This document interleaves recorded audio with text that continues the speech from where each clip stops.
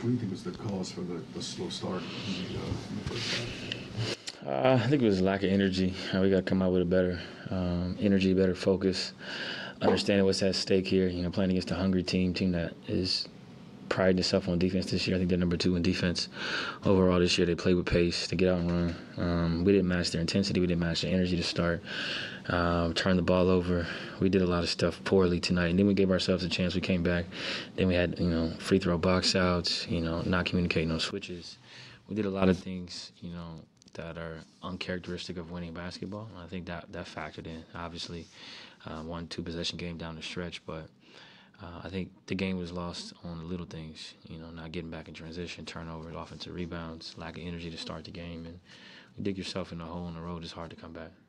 No, as you mentioned, there's a lot more things than just a couple things at the end of the game. But do you, as the vet, as the guy on this team, do you say anything to Dyson? Do you say anything to Trey after a game like this? I talked to him briefly after the game, and I let it kind of marinate and be in his ear, throughout the rest of the season. And continue to get your reps, continue to stay confident. He played a really good game. He was solid throughout. I think this is his second NBA game. Second NBA game. He comes in, hits 2 threes, plays well on defense. And then he gets, unfortunately, he misses the free throws down the stretch. But this is how you build character. Failure, it strengthens you. You got 2 choices. You can crumble, or you can put the work in and overcome, what happened tonight. And I think he's the type of player that'll put the work in and overcome it. But if we want to be good, later on in the season, we got to be able to win these types of games. And this is a bad loss for us. What have you thought about? I mean, his first two real NBA games, he gets thrown in against Luka, Russ, and LeBron. Mm-hmm. Like, what do you? I know it's you're going to see that every night. Yeah, it's welcome to the NBA. That's what it's about. Every night there's a tough matchup out there waiting for you. There's a guy who's very good. There's a Hall of Famer.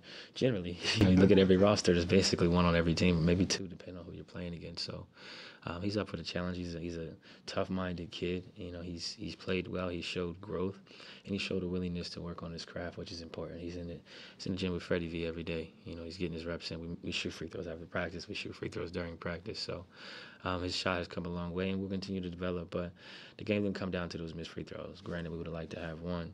The game came down to poor performance, lackluster effort to start the game, and I got to do a better job individually. And if I do those things individually, collectively as a team, I'm comfortable with what we'll come away with.